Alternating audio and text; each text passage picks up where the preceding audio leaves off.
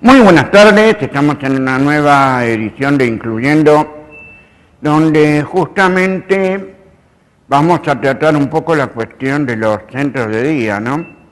Que en realidad son dispositivos que han sido creados por la ley 24901, sancionada en 1997, y que procuran de alguna forma institucionalizar a las personas con discapacidad mental e intelectual. Se supone que son personas dependientes.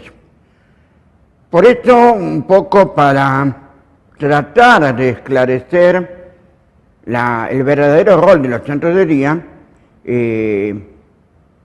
hemos convocado a la gente del CETEI, que son vecinos de INPA, están en Rawson 88, están pegaditos a la Universidad de los Trabajadores de INPA, un poco como para extender nuestra relación con el barrio, que es lo fundamental, ¿no? También para tratar precisamente de abordar las instituciones públicas y privadas, ¿no?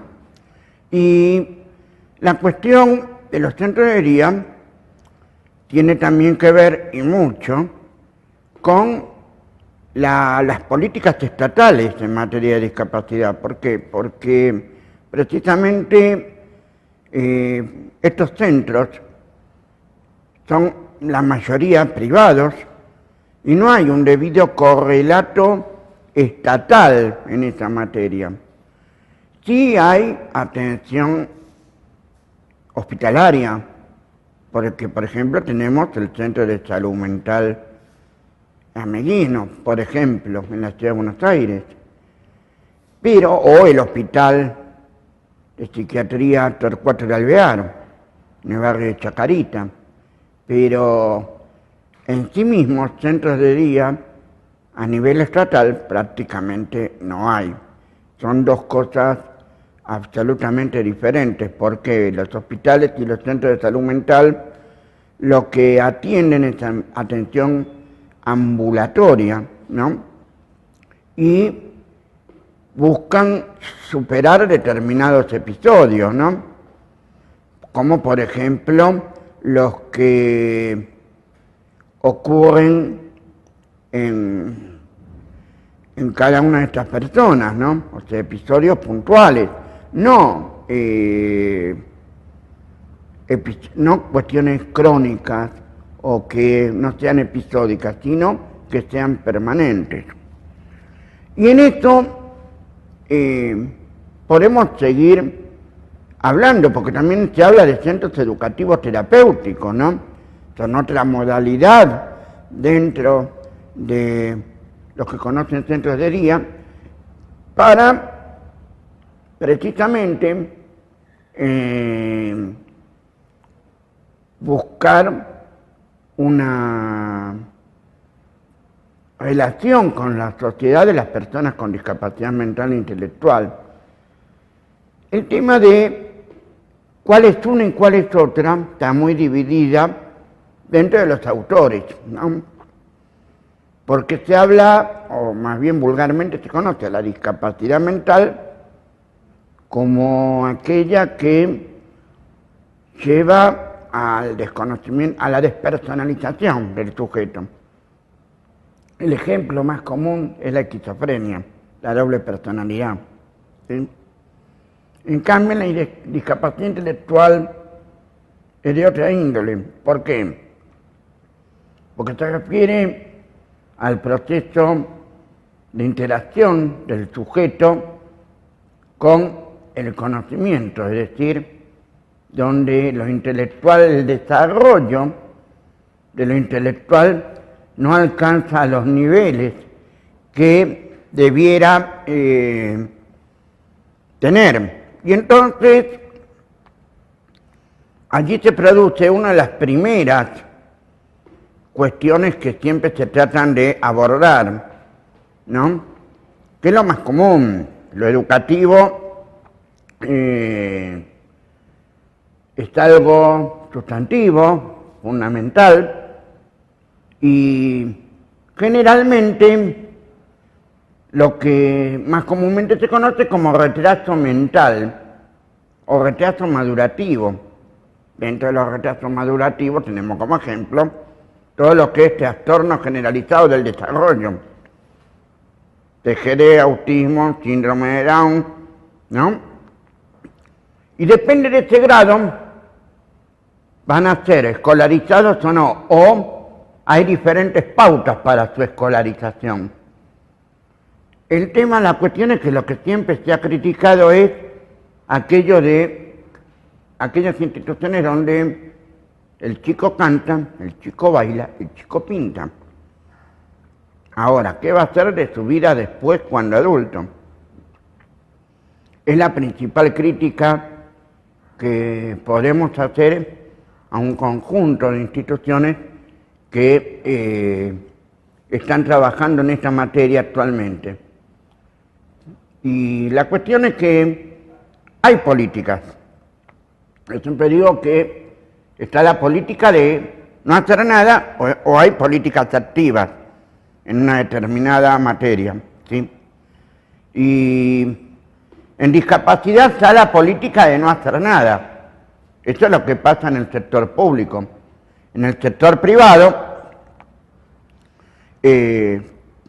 precisamente el neoliberalismo sanitario ha preparado este tipo de instituciones y son las que generalmente movilizan a las personas con discapacidad, como ha pasado con la famosa resolución 1200 de la Superintendencia de Servicios de Salud de la Nación, que al final se dejó sin efecto.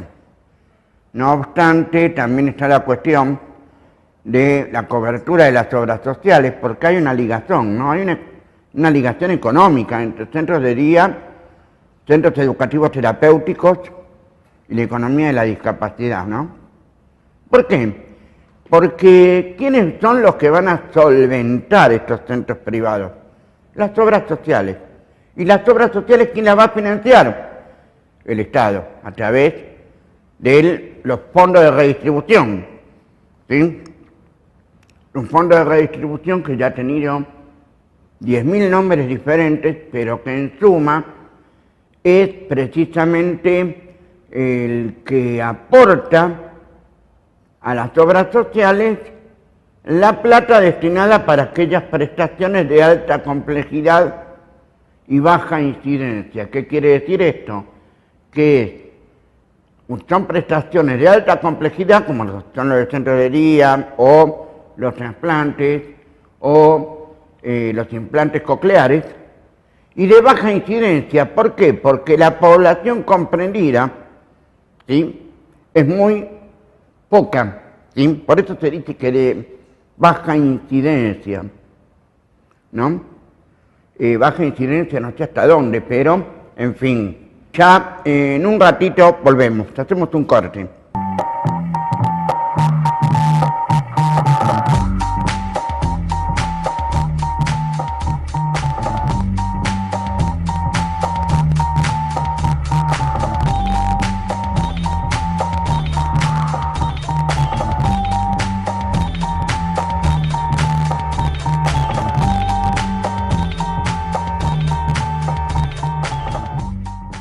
Seguimos incluyendo segundo bloque, donde vamos a hacer un pequeño resumen de lo que hicimos a lo largo de estos 2 años.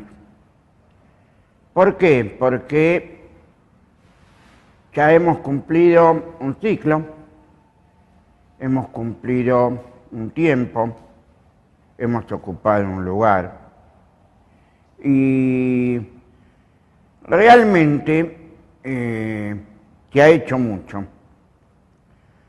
Y entonces hoy, precisamente haciendo un balance, rescatando lo bueno y de todo esto, que se pudo hacer un programa como el que estábamos haciendo, en donde pudimos reflejar algunas de las cuestiones básicas de la discapacidad.